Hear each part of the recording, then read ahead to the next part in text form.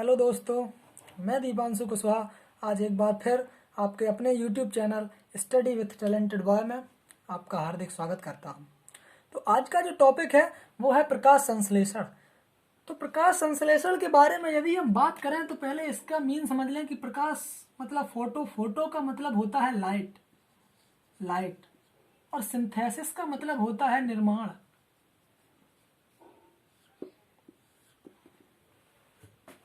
उसके बाद यदि हम फोटोसिंथेसिस की डेफिनेशन की यदि हम बात करें तो फोटोसिंथेसिस की सीधी डेफिनेशन ये है कि वे पौधों द्वारा प्रकाशिक ऊर्जा का रासायनिक ऊर्जा में बदला जाना प्रकाश संश्लेषण कहलाता है। जिस प्रकार से प्रकाशिक ऊर्जा का रासायनिक ऊर्जा में बदलना, प्रकाशिक ऊर्जा को रासायनिक ऊर्जा में बदलना, ये आपका प्रकाश संश्लेषण कहलाता है। तो प्रकाश संश्लेषण के बारे में यदि हम बात करें तो प्रकाश संश्लेषण की एक रिएक्शन है वो इस प्रकार है, 6CO2 plus 12H2O plus 18 ATP plus 12 NADP प्रकाश की उपस्थिति में, ऊपर से प्रकाश और नीचे से क्लोरोफिल तथा प्रकाश तथा क्लोरोफिल की उपस्थिति में पौधे कार्बनिक भोज्य पदार्थ में अपना ग्लूकोज C6H12O6 प्लस 6O2 जो कि वायुमंडल में मुक्त हो जाती है और 6H2O का निर्माण करते हैं। ये जो पौधे होते हैं वो प्रकाश संश्लेषण की क्रिया में अपने कार्बनिक भोज्य पदार्थ को बनाने के लिए ग्लूकोज का निर्माण करते हैं। इसी से इनका जीवन यापन होता है। अब बात आती है कि कॉम्पिटिटिव एग्जाम में पूछा जाने वाला क्वेश्चन है कि प्रकाश संश्लेषण की क्रिया में कितने एटीपी की आवश्यकता होती है। तो प्रकाश संश्लेषण की प्रक्रिया में 18 एटीपी की आवश्यकता होती है। और अगला क्वेश्चन यहां से आता है कि प्रकाश संश्लेषण की प्रक्रिया में कितने एनएडीपी की आवश्यकता होती है। तो प्रकाश संश्लेषण की प्रक्रिया में 12 एनएडीपी की आवश्यकता होती है। अब बात आती है कि प्रकाश संश्लेषण की प्रक्रिया में जो ग्लूकोज का कार्बन होता है वो कहां से लिया जाता है। तो प्रकाश संश्लेषण की प्रक्रिया में जो ग्लूकोज का कार्बन होता है वो CO2 से लिया जाता है। उसके बाद अगला क्वेश्चन यहीं से बनता है कि प्रकाश संश्लेषण की क्रिया में ग्लूकोज का जो ऑक्सीजन होता है, ग्लूकोज में जो ऑक्सीजन सम्मिलित होती है वो कहां से ली जाती है।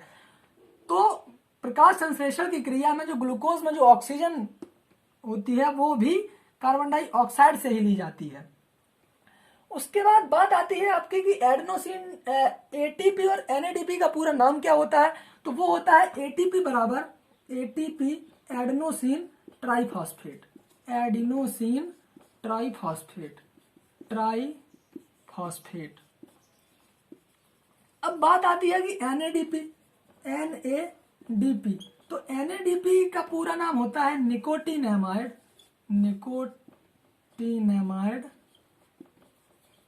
एडिनोसिन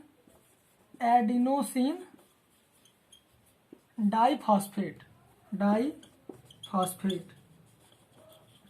ये होते हैं आपके एटीपी और एनएडीपी के पूरे नाम।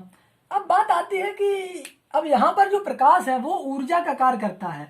यदि इन सभी चीजों को हम मिला दें और या वहां पर प्रकाश ना हो तो फिर प्रकाश संश्लेषण की क्रिया असंभव है। जिस प्रकार से यदि हम किसी चीज को अपने भोज्य पदार्थों को बनाने के लिए ऊर्जा का प्रयोग करते हैं, जिस प्रकार से यदि हम अपनी किसी दाल या फिर अपना कुछ बनाते हैं तो उसमें कुकर में दाल रखने के बाद उस पर हम गैस पे रखते हैं। यदि गैस पर रख दें और गैस को चालू ना करें तो क्या हमारी दाल पकेगी? नहीं पकेगी। उसी प्रकार से जब इन सभी चीजों की उपस्थिति में यदि प्रकाश ना दिया जाए तो प्रकाश संश्लेषण की क्रिया संभव नहीं है। उसके बाद बात आती है आपकी प्रकाश संश्लेषण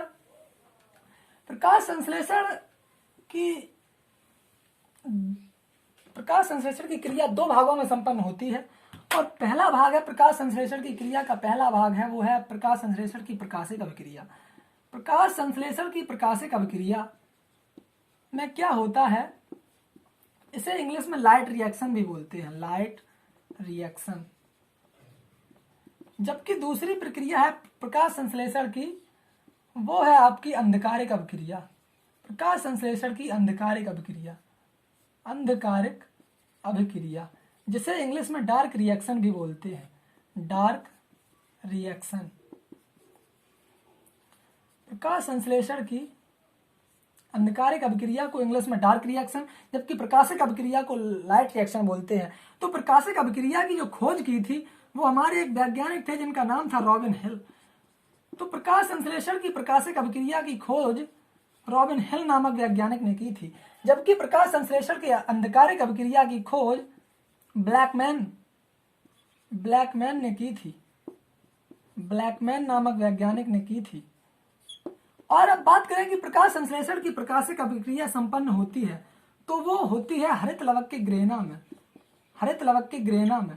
प्रकाश संश्लेषण की प्रकाशिक अभिक्रिया हरित लवक के ग्रेना में संपन्न होती है, जबकि प्रकाश संश्लेषण की अंधकारिक अभिक्रिया संपन्न होती है वो होती है आपकी हरित लवक के स्ट्रोमा में, हरित लवक के स्ट्रोमा में। उसके बाद बात आती है कि प्रकाश संश्लेषण की प्रकाशिक अभिक्रिया में O2 रिलीज होती है, यानी कि ऑक्सीजन रिलीज होती है, जबकि प्रकाश संश्लेषण की अंधकारिक अभिक्रिया में CO2 का फिक्सेशन होता है, CO2 का फिक्सेशन होता है।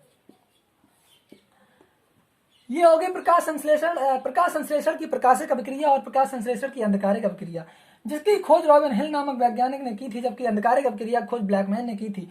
प्रकाश संश्लेषण की प्रकाशिक अभिक्रिया संपन्न होती है ग्रेना में, जबकि प्रकाश संश्लेषण की अंधकारिक अभिक्रिया संपन्न होती है स्ट्रोमा में।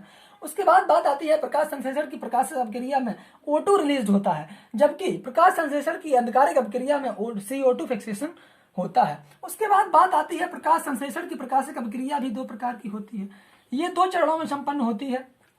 जैसे प्रकाश संश्लेषण की प्रकाशिक अभिक्रिया में 2, पहला आता है वर्णक तंत्र फर्स्ट, जिसे इंग्लिश में पिगमेंट सिस्टम फर्स्ट बोलते हैं, पिगमेंट सिस्टम फर्स्ट बोलते हैं। और दूसरा आता है आपका वर्णक तंत्र सेकंड, जिसे इंग्लिश में पिगमेंट सिस्टम सेकंड बोलते हैं।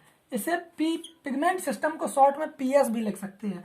और वर्णक तंत्र फर्स्ट की यदि हम बात करें तो वर्णक तंत्र फर्स्ट में जो तरंगदैर्घ्य होती है, वर्णक तंत्र फर्स्ट में प्रकाश संश्लेषण की क्रिया को करने के लिए तरंगदैर्घ्य की आवश्यकता होती है। तो कितने तरंगदैर्घ्य की आवश्यकता होती है? तो वो होती है आपकी 700 nm। 700 nm का मतलब है 700 नैनोमीटर, जबकि प्रकाश संश्लेषण की अंधकारिक अभिक्रिया में तरंगदैर्घ्य की आवश्यकता होती है, वो होती है आपकी 680 nm, यानी कि 680 नैनोमीटर।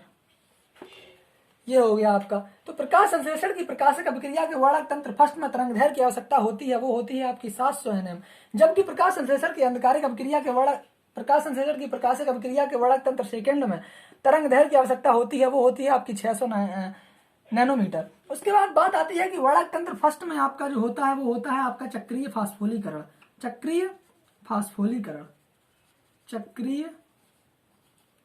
फास्फोलीकरण।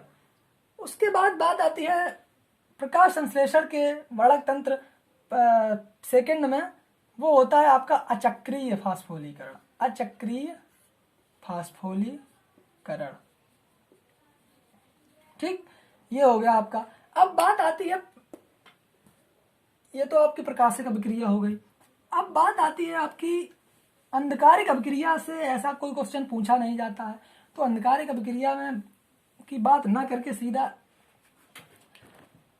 बात आती है कि ऐसे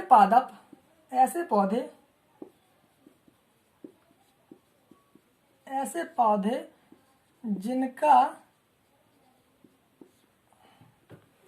प्रकाश संश्लेषण की क्रिया में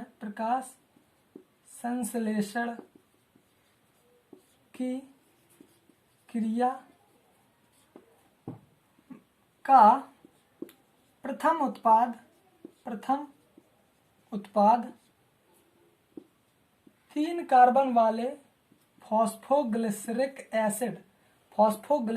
एसिड होता है, वो कहलाते हैं C3 पादप। C3 पादप। फॉस्फोग्लिसरिक एसिड यानी कि PGA, फॉस्फोग्लिसरिक एसिड को शॉर्ट में PGA भी कहते हैं, ठीक है। तो ऐसे पादप जिनका प्रकाश संश्लेषण की क्रिया में प्रथम उत्पाद तीन कार्बन वाले PGA फॉस्फोग्लिसरिक एसिड होता है, वो आपके C3 पादप कहलाते हैं। अब C3 पादप की जो प्रोसेस होती है उसे हम C3 साइकिल कहते हैं, C3 साइकिल। और C3 साइकिल की खोज केल्विन नामक वैज्ञानिक ने की थी। C3 साइकिल की खोज केल्विन नामक वैज्ञानिक ने की थी। अब जब केल्विन नामक वैज्ञानिक ने C3 साइकिल की खोज की तो इन्हीं के नाम पर इसका नाम रख दिया गया केल्विन साइकिल। तो इनका नाम दोनों जगह दो तरीके से लिखा हुआ मिलता है, या तो C3 साइकिल भी लिखा मिलेगा और केल्विन साइकिल भी लिखा मिलेगा, तो कंफ्यूज मत होना। केल्विन साइकिल और C3 साइकिल एक ही चीज होती है। उसके बाद ये हो गई C3 की बात। अब बात आती है C4। C4 पादप क्या होते हैं, यानी कि ऐसे पादप जिनका प्रथम उत्पाद, ऐसे पादप C4 पादप। C4 पादप यानी कि जिनका प्रथम उत्पाद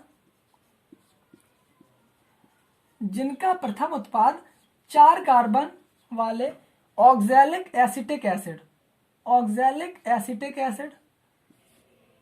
या फिर ऑक्सैलिक एसिटिक एसिड के अलावा मैलिक एसिड भी होता है, मैलिक एसिड। यानी कि ऐसे पदार्थ, ऐसे पौधे जिनका प्रकाश संश्लेषण की प्रक्रिया में प्रथम उत्पाद 4 कार्बन वाले ऑक्सैलिक एसिटिक एसिड या मैलिक एसिड का निर्माण होता है, प्रथम उत्पाद होता है 4 कार्बन वाले ऑक्सैलिक एसिड और मैलिक एसिड, तो वो C4 पादप कहलाते हैं। अब C4 पादप की खोज हैच एंड स्लैक नामक वैज्ञानिक ने की थी। हैच एंड स्लैक नामक वैज्ञानिक ने की थी। अब C4 पादप की पत्तियों में क्रेंज एनाटॉमी पाई जाती है। C4 पादप की पत्तियों में क्रेंज एनाटॉमी पाई जाती है। तो ये क्वेश्चन अधिकतर पूछा जाता है कॉम्पिटिटिव एग्जाम में कि कौन से पादपों में क्रेंज एनाटॉमी पाई जाती है, तो वो होते हैं आपके C4 पादप। उसके बाद बात आती है आपकी C4 पादप के बाद बात आती है आपकी कैम प्लांट। कैम प्लांट क्या है? कैम प्लांट आपके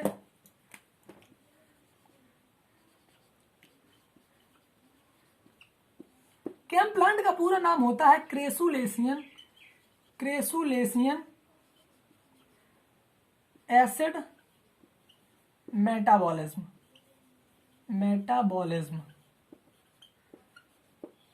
ये आपका कैम प्लांट का पूरा नाम होता है crassulacean acid metabolism.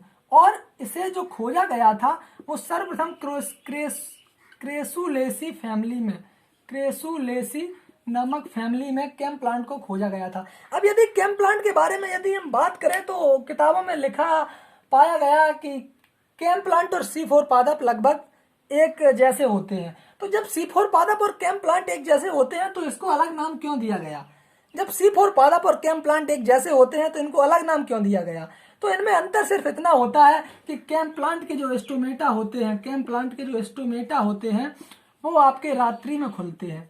Cam plant के स्टोमेटा रात्रि में खुलते हैं। रात्रि में खुलते हैं, जबकि C4 पादप के स्टोमेटा दिन में खुलते हैं। तो ये बात हो गई C3, C4 और कैम प्लांट की। उसके बाद जब प्रकाश संश्लेषण की बात कर रहे हैं तो एक बात और कर लें जो कि कॉम्पिटिटिव एग्जाम के लिए काफी महत्वपूर्ण है कि सबसे ज्यादा प्रकाश संश्लेषण कौन से प्लांट करते हैं, कि सबसे ज्यादा सर्वाधिक प्रकाश संश्लेषण करने वाले पौधे, सर्वाधिक प्रकाश संश्लेषण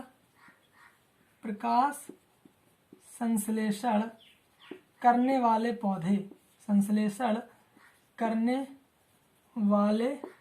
पौधे, सर्वाधिक प्रकाश संश्लेषण करने वाले जो पौधे होते हैं वो होते हैं आपके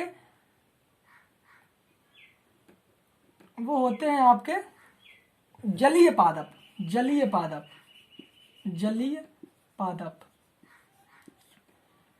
जो कि 90% जलीय पादपों के द्वारा प्रकाश संश्लेषण की क्रिया 90% होती है। यानी कि सर्वाधिक प्रकाश संश्लेषण कौन पादप करते हैं, वो होते हैं जलीय पादप।